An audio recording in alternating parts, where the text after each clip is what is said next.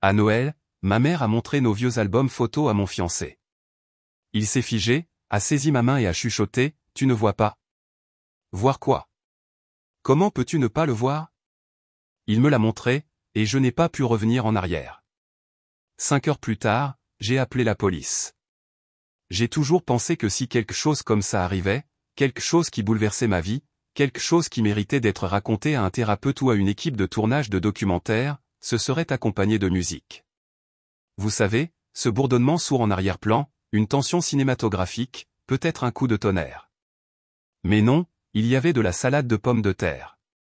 Il y avait de l'agneau trop cuit. Il y avait ma mère qui fredonnait Maria Carey en essuyant le comptoir de la cuisine comme si elle n'avait pas transformé la nostalgie en arme pour la 20e année consécutive. Pas de tonnerre, juste cette odeur bizarre que notre maison a toujours pendant les fêtes. Nettoyant au citron et quelque chose de vaguement brûlé. Je ne m'attendais à rien. C'est ça le truc. Je suis entré comme d'habitude, j'ai souri comme d'habitude, j'ai fait semblant que ce n'allait pas être un autre rappel annuel que je ne rentrais jamais vraiment dans le cadre. Mon fiancé, Lucas, était son calme habituel.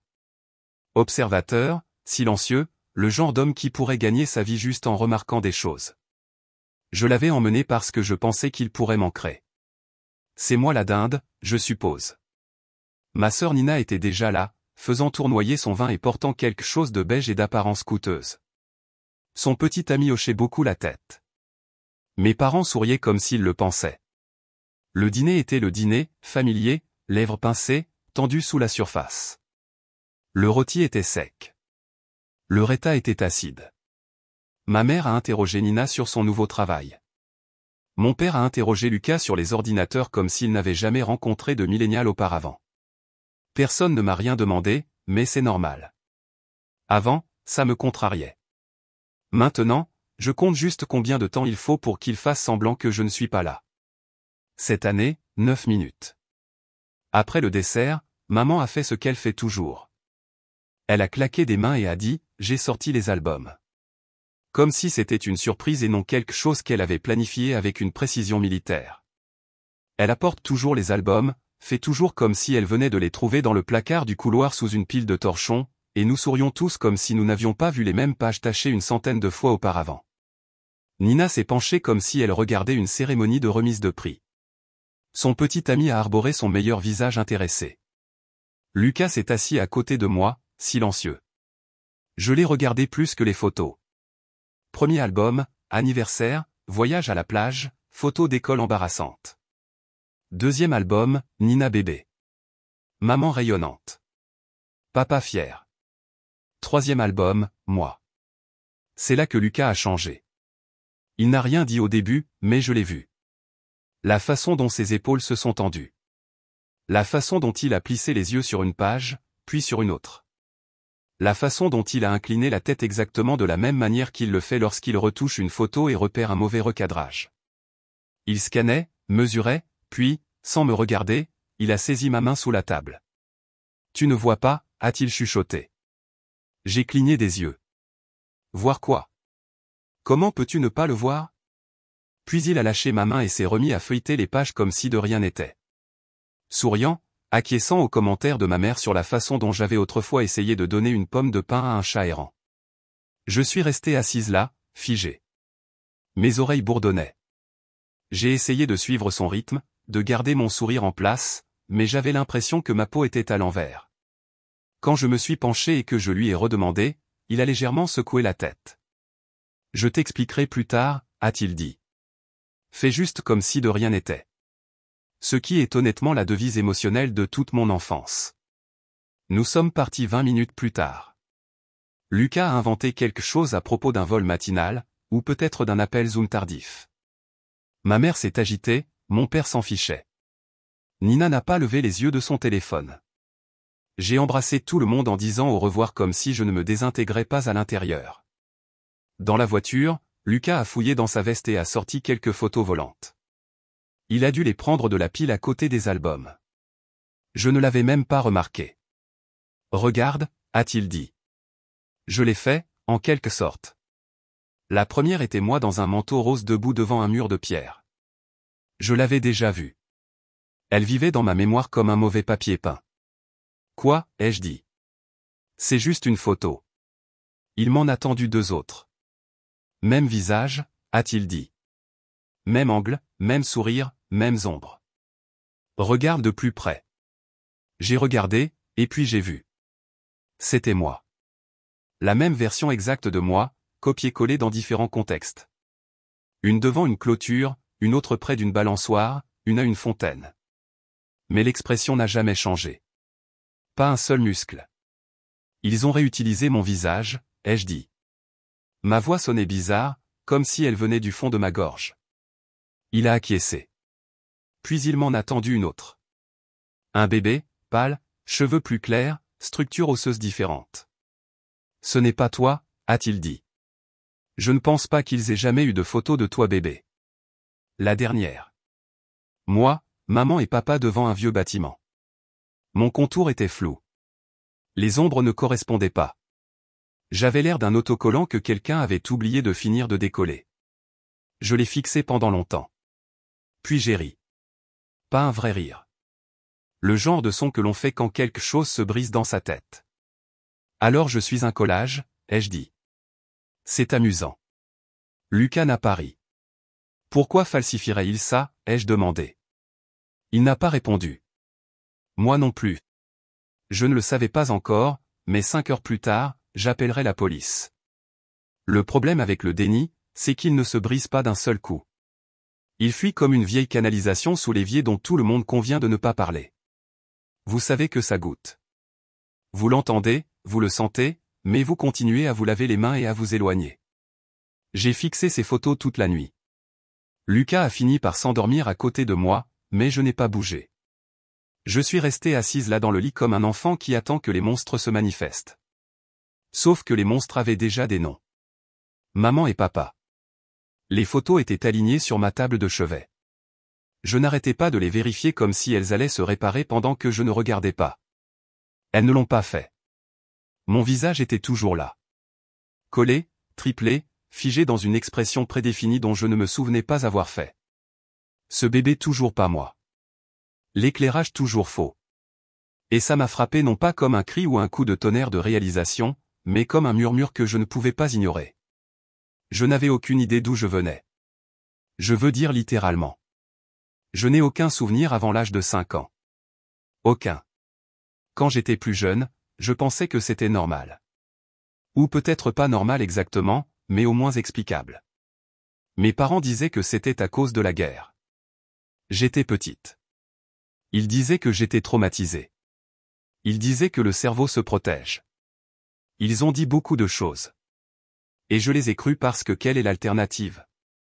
Dire à votre professeur de 2e année que vous pensez avoir sauté l'étape de bébé? Que votre premier souvenir est de vous tenir dans un couloir éclairé par des néons dans un nouveau pays avec votre mère qui vous dit de sourire à quelqu'un tenant un presse-papier?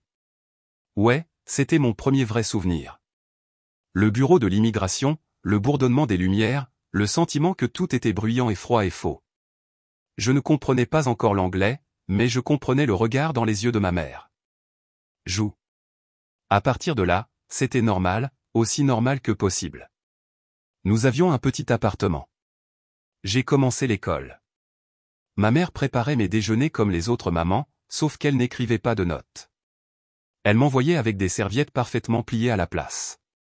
Mon père lisait le journal comme s'il lui devait de l'argent. Il travaillait dur. Ils m'ont donné ce dont j'avais besoin. Mais l'amour, c'était autre chose. Quand ma sœur Nina est née 2 ans plus tard, la température dans la maison a changé du jour au lendemain.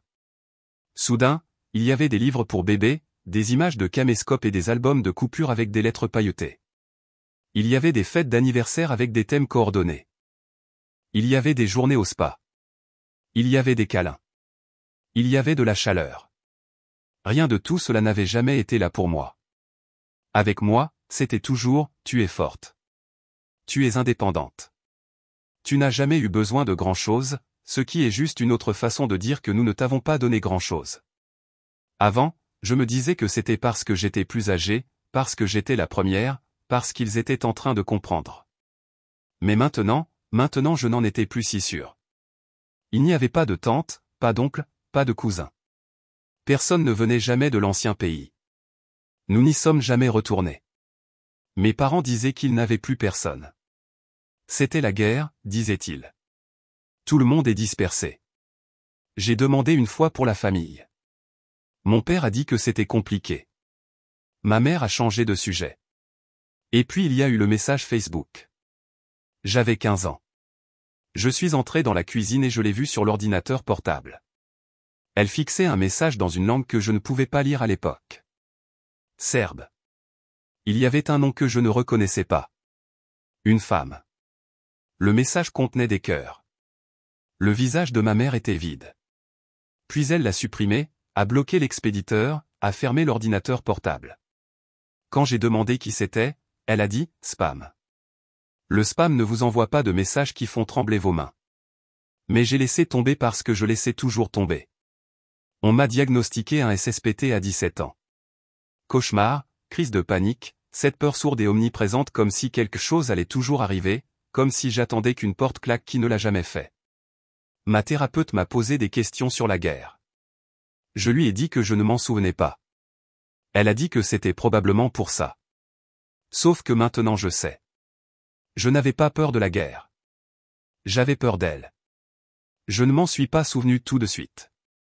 Ça ne m'a pas frappé comme la foudre. C'est venu par morceaux. Cette nuit-là, alors que j'étais assise à la table de la cuisine, à fixer les photos que Lucas avait prises, un souvenir s'est illuminé comme une lampe de poche dans une pièce sombre. Une femme, pas ma mère, pas celle qui m'a élevé. Quelqu'un d'autre. Un visage plus doux, des yeux sombres. Elle sentait les agrumes. Je lui tenais la main. Et puis il y a eu une autre femme, pas celle qui m'a élevé. Quelqu'un d'autre, une voix plus douce, des mains douces. Je lui tenais la main. Puis la femme que j'ai appelée maman en grandissant est entrée. Elle était plus jeune, souriant comme si elle venait d'arriver. La première femme s'est penchée et a dit en serbe, c'est ta babysitter. C'était la première fois que je la rencontrais. Puis un autre éclair. Moi en train d'enfiler un manteau, en pleurant, en disant, je veux maman. Et une main sur mon épaule, serrée. Ne dis plus ça. Si tu parles d'elle, tu disparais. Je me souviens de ces mots maintenant. Avant, je ne m'en souvenais pas, mais ils étaient là, enfouis sous des années de consignes de sourire pour l'appareil photo. Et puis les cris. J'étais dans un lit, nouveau, étrange. Mes jambes donnaient des coups de pied, ma poitrine brûlait. Je l'appelais. La première femme, celle qui sentait les agrumes, et une autre voix, froide. Assez. Je ne sais pas combien de temps la panique a duré. Peut-être des minutes, peut-être des siècles. Lucas m'a trouvé sur le sol de la cuisine, haletante, les paumes à plat contre les carreaux, comme si j'essayais de m'accrocher à quelque chose. Il a essayé de me toucher. J'ai tressailli. Il s'est assis à côté de moi à la place, sans rien dire. Et quelque part au milieu de ça, toujours par terre, le souffle coupé, la vue trouble, j'ai attrapé mon téléphone et j'ai composé le 911. L'opérateur a répondu au troisième coup de sonnerie. 911, quelle est votre urgence? Ma poitrine s'effondrait. Ma bouche s'est ouverte, mais aucun son n'est sorti au début. Lucas était toujours agenouillé à côté de moi, une main sur mon dos, stabilisant ma respiration comme s'il pouvait l'ancrer. J'ai finalement forcé les mots à sortir. J'ai été kidnappé. Une pause. Plus nette maintenant. Madame, êtes-vous en sécurité en ce moment? Je crois que oui. Je suis à la maison. La personne qui vous a emmené est-elle avec vous maintenant? Non. Non. C'était il y a longtemps, je crois. Je viens de m'en souvenir. Une autre pause, puis un changement de ton. Doux, toujours contrôlé. D'accord, prenez une inspiration pour moi. Vous n'êtes pas en danger en ce moment? Non, mais c'est réel. Je me souviens maintenant. Ce n'étaient pas mes parents. Lucas s'est penché et a pris le téléphone. Bonjour, c'est son fiancé. Elle a une crise de panique. Ça a commencé il y a environ 15 minutes. Elle a découvert des choses. Des photos d'enfance qui semblent clairement retouchées. Pas d'acte de naissance, des incohérences bizarres, et elle vient d'avoir un souvenir très vif. Elle pense avoir été enlevée vers l'âge de 5 ans. Cela se serait produit il y a 25 ans en dehors des États-Unis. L'opératrice est restée calme. Je comprends. Quelle est votre adresse? Lucas a donné notre adresse. Je vais enregistrer cela comme un contrôle de bien-être et le transmettre à l'unité d'enquête du service, a-t-elle dit. Vous recevrez un appel de quelqu'un pour donner suite. Si l'un de vous se sent en danger entre-temps, n'attendez pas, rappelez-nous immédiatement.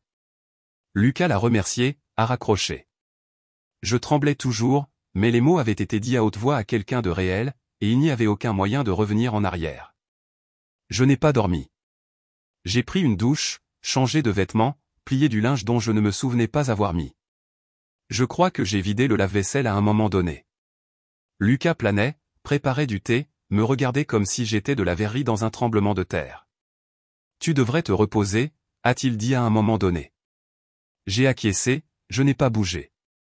Je n'arrêtais pas de m'attendre à ce que quelqu'un frappe à la porte ou la défonce ou que le sol s'effondre sous mes pieds. Au lieu de cela, l'appartement est resté calme, bourdonnant doucement comme s'il se fichait de ce qui m'arrivait. Le lendemain matin, j'ai reçu un email, le dossier de l'affaire ouvert, en attente d'un contact avec un agent assigné. Quelqu'un allait me contacter. C'était tout. J'ai montré l'email à Lucas. Il l'a lu 2 fois, puis a juste acquiescé. C'est réel maintenant, a-t-il dit, réel comme si ça n'avait pas été réel quand j'étais recroquevillé sur le sol de la cuisine en essayant de me souvenir si j'avais jamais eu une mère. On a frappé à la porte 2 jours plus tard. 3 coups, mesurés, calmes, comme une faveur. J'ai ouvert la porte et j'ai vu ma mère tenant un sac en papier brun comme si elle livrait des biscuits. Mon père se tenait légèrement derrière elle, les mains dans les poches de son manteau, le visage neutre. « Pouvons-nous entrer » a-t-elle demandé, en avançant déjà. Lucas est apparu à côté de moi.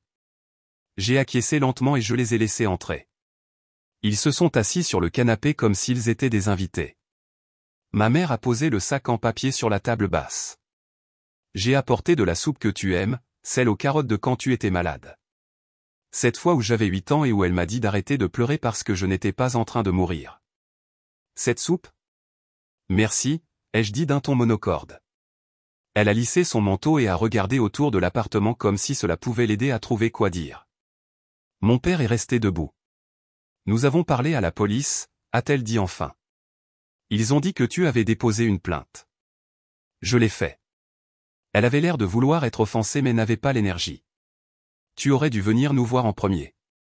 M'auriez-vous dit la vérité? Elle a fait une pause, a cligné des yeux. Nous ne voulions pas te blesser. Lucas a parlé. Donc, c'est vrai. Mon père a finalement fait un pas en avant. Oui, a-t-il dit. Tu n'es pas biologiquement la nôtre. J'ai expiré par le nez. Pas de soulagement, juste la confirmation de quelque chose que je savais déjà, mais que j'avais besoin que quelqu'un dise à haute voix. Ma mère a acquiescé. Ta mère était jeune. Très jeune. Elle ne pouvait pas s'occuper de toi. Elle nous a supplié de t'emmener avec nous. Supplié, ai-je dit. Elle voulait que tu aies une meilleure vie. Nous partions et elle restait derrière. C'était la guerre. Elle savait ce que cela signifiait. Alors, où est-elle maintenant?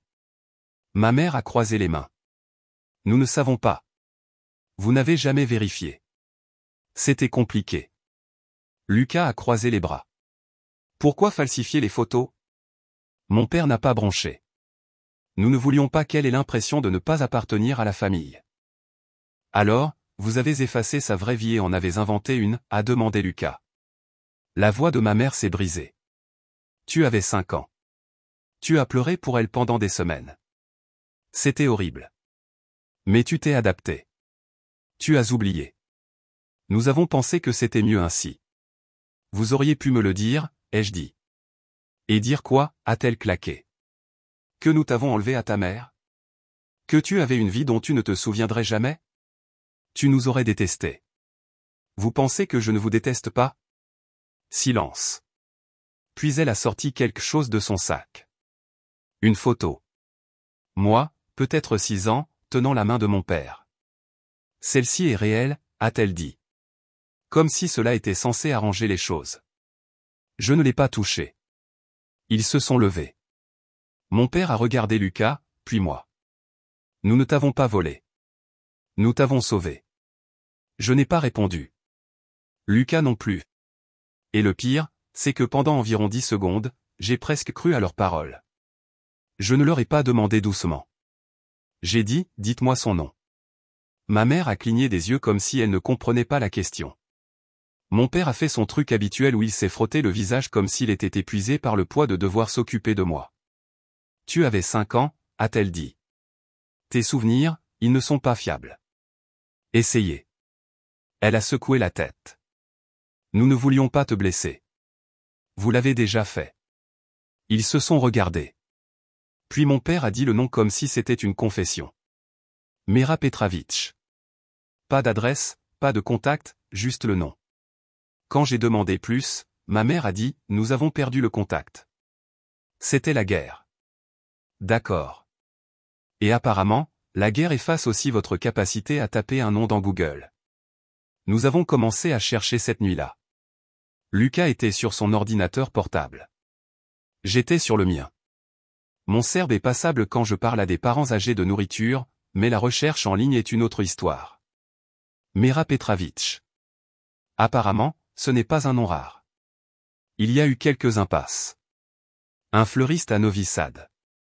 Un professeur de gym à la retraite à Belgrade. Puis j'ai cliqué sur un profil Facebook granuleux.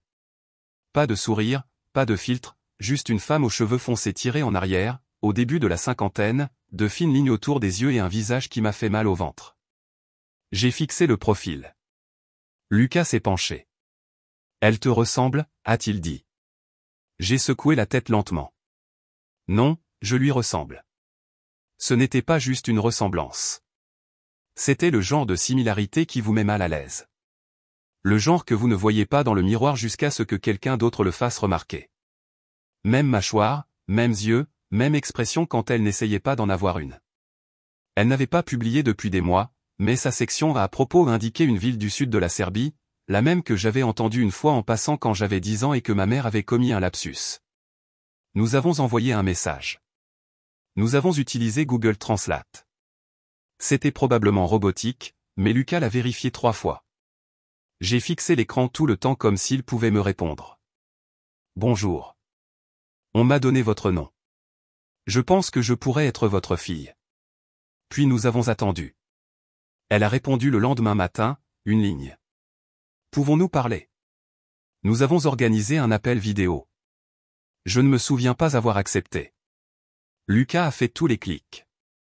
Je me suis juste assise là, enveloppée dans une couverture, ayant l'impression que j'allais rencontrer quelqu'un d'un rêve que je ne savais pas avoir eu. Et puis son visage est apparu. Elle avait l'air plus âgée que sur sa photo de profil. Fatiguée, mais toujours elle. Toujours moi. Elle n'a pas parlé au début, elle a juste fixé. Sa main est allée à sa bouche comme si elle avait besoin de retenir quelque chose. Je n'étais pas sûre, a-t-elle dit enfin. Mais maintenant que je te vois. Je voulais dire quelque chose, n'importe quoi. Mais les mots sont restés coincés quelque part derrière la boule dans ma gorge. Je te cherche depuis 25 ans. Elle a dit ton nom. Ce n'était pas Anna à l'époque. C'était Mélena. Je me suis figé. Mélena. Ça ne me semblait pas familier, mais ça me semblait juste, comme une chaussure que je n'avais pas portée depuis des décennies, mais qui me va toujours. J'ai cligné des yeux, essayant de rester stable. M'avez-vous abandonné? Son visage s'est brisé. Pas dramatiquement, pas comme dans les films. Juste cet effondrement silencieux dans son expression. Sa bouche s'est ouverte, puis s'est refermée. Non, a-t-elle dit. Mon Dieu, non. Elle a regardé hors de l'écran pendant une seconde comme si elle avait besoin de se raccrocher à quelque chose. Puis elle s'est retournée. Tu avais 5 ans. J'ai dû te laisser avec quelqu'un en qui j'avais confiance, une voisine, une amie, juste pour quelques heures pendant que je courais au bureau municipal pour finaliser des papiers. Quand je suis revenu, tu avais disparu. Ils ont dit qu'elle, ta babysitter, était partie plus tôt. Ils ont dit que tu étais parti avec elle, mais tu n'es jamais rentré à la maison. Sa voix s'est brisée. Nous avons cherché. Je suis allé dans tous les commissariats de police, dans tous les camps. J'ai affiché des prospectus. J'ai appelé les refuges. Tout le monde a dit que les enfants se perdent pendant la guerre. Mais je savais que tu ne t'étais pas perdu. Elle a fait une pause. Je ne savais juste pas où chercher. Je suis resté très immobile. C'est Lucas qui a demandé, avez-vous déjà fait une demande de départ? Elle a acquiescé. J'ai été approuvé pour un programme de réinstallation aux États-Unis. Les familles avec enfants étaient prioritaires. J'avais tout préparé.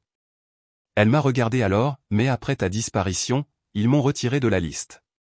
Pas que j'aurais quitté sans toi. Et puis ça m'a frappé plus fort que n'importe quel souvenir. C'est pour ça. C'est pour ça qu'ils m'ont emmené. Pourquoi ils avaient besoin de moi?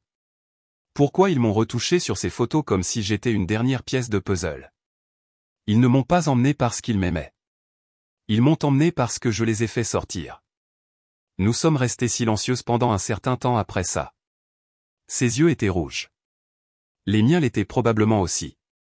Lucas n'a rien dit, il s'est juste assis à côté de moi comme s'il essayait de maintenir les bords de la pièce ensemble. Je n'ai jamais su où tu étais allé, a-t-elle dit doucement. J'ai pensé que quelqu'un t'avait peut-être emmené de l'autre côté de la frontière. J'ai pensé que tu étais peut-être morte. Je ne savais pas quoi espérer. Je ne savais pas quoi répondre à ça. Que dites-vous à une femme qui vous a perdu? Ils ont changé mon nom, ai-je dit à la place. Anna, a-t-elle acquiescé comme si le son de ce nom la blessait. Malena était le nom de ta grand-mère. Je ne sais pas ce que je m'attendais à ressentir. De la rage? Du soulagement? Je me sentais vide, comme si quelqu'un était allé à l'intérieur et avait tout retiré, mais avait poliment laissé la coquille pour que je puisse continuer à fonctionner en public. 2 semaines plus tard, nous étions côte à côte au commissariat. Elle portait un manteau bleu marine. J'ai apporté les photos. L'agent a pris nos dépositions, nous a posé des questions auxquelles je me souviens à peine avoir répondu. Ma mère, ma vraie mère, a déplié un prospectus froissé de son sac à main. L'avis de disparition original.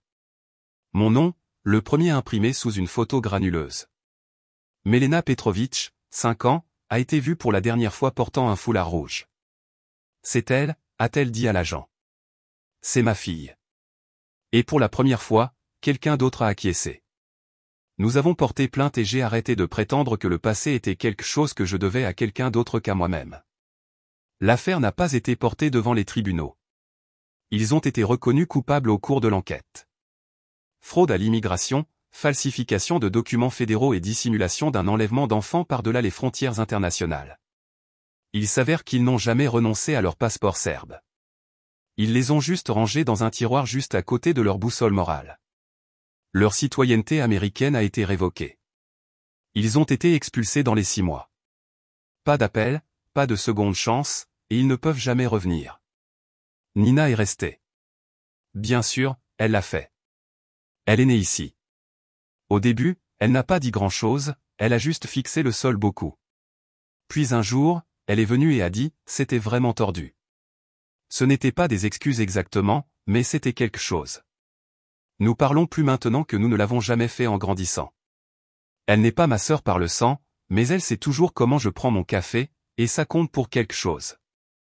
Quant à Mera, ma vraie mère, elle a déménagé aux États-Unis 6 mois après que tout se soit calmé. Programme de regroupement familial. Lucas et moi avons aidé avec les papiers. Elle a trouvé un emploi dans une boulangerie près de notre appartement. Elle dit que ça lui rappelle celle où elle travaillait quand elle avait 21 ans avant que tout n'arrive. Nous planifions le mariage. Elle est sur la liste des invités. Elle a pleuré quand elle a reçu l'invitation. Les gens qui m'ont élevé ont tout perdu. Et honnêtement, ils ont construit leur vie sur un mensonge. Alors, quand elle s'est effondrée, je ne me suis pas senti coupable. Je me suis senti libre. Suis-je allé trop loin ou pas assez? Dites-le moi dans les commentaires et n'oubliez pas de vous abonner.